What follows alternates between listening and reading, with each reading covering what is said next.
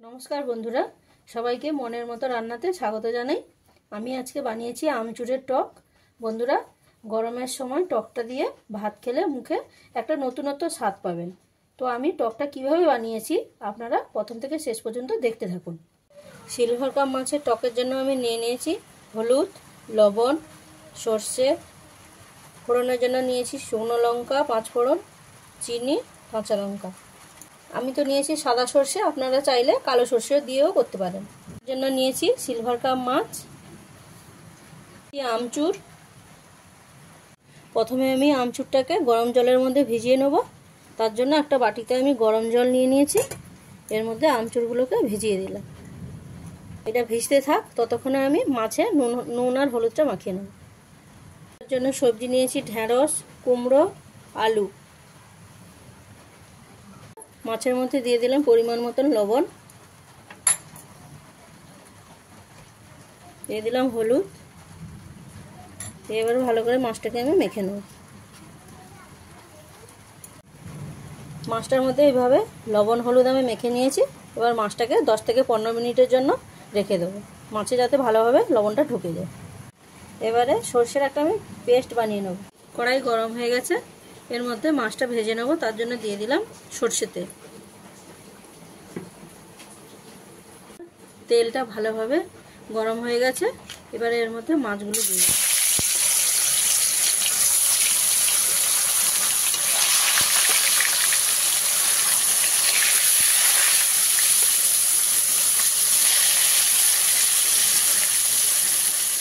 মাছটা আমি এইভাবে ভালোভাবে ভেজে নিয়েছি। এবারে তুলে নেব। সমস্ত মাছগুলোকে ভালোভাবে ভেজে নিয়েছি। ওই মাছ ভাজার তেলের মধ্যে শুকনো লঙ্কা আর 5 ফোড়ন দিয়ে দিলাম।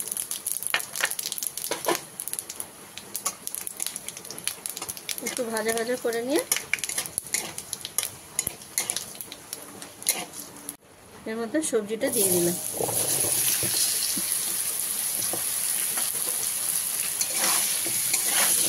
সবজিটা দিয়ে ভালোভাবে ভেজে নেব।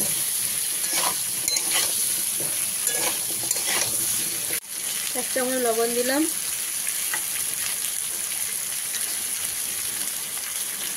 দেড় চামচ হলুদ দিলাম, দিয়ে ভালো করে ভেজে নেব।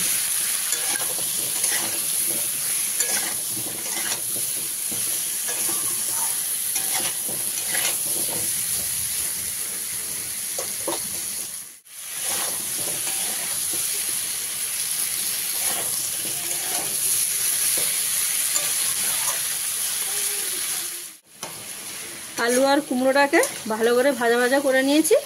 এবারে এর মধ্যে আমি ঢেঁড়সটা দিয়ে দিলাম। ঢেঁড়সটা দিয়ে ভেজে নেবো একটু সময়।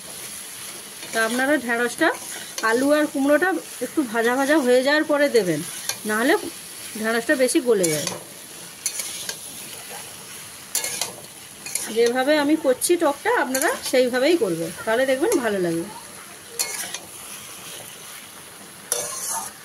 এর মধ্যে দিয়ে দিলাম কটা কাঁচা লঙ্কা।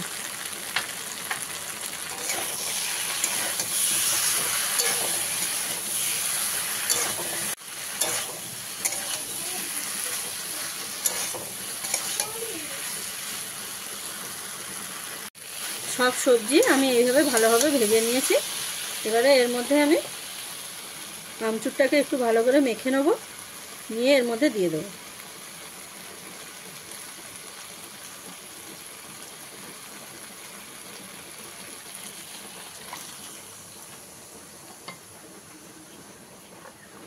এর মধ্যে দিয়ে দিলাম সর্ষের পেস্ট,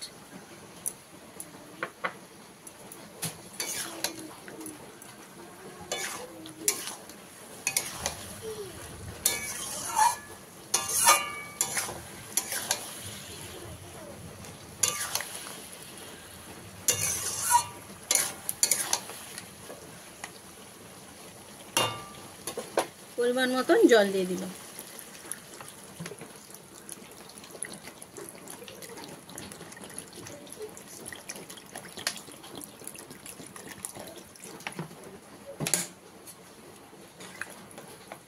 দিয়ে এবারে কিছু সময়ের জন্য ফুটিয়ে নেব। এর মধ্যে দিয়ে দিলাম 1.5 চামচ চিনি। তো আমি আমার সবজি অনুযায়ী আমি আমচুরটা দিয়েছি। সবজি যদি আপনাদের কম থাকে কিংবা আপনারা যদি কম টক খেতে চান তাহলে এর মধ্যে আমচুরের পরিমাণটা কমিয়ে দেবেন। আর যদি একটু টক টক মিষ্টি মিষ্টি করে খেতে চান তাহলে এর মধ্যে অল্প চিনি দিয়ে নেবেন।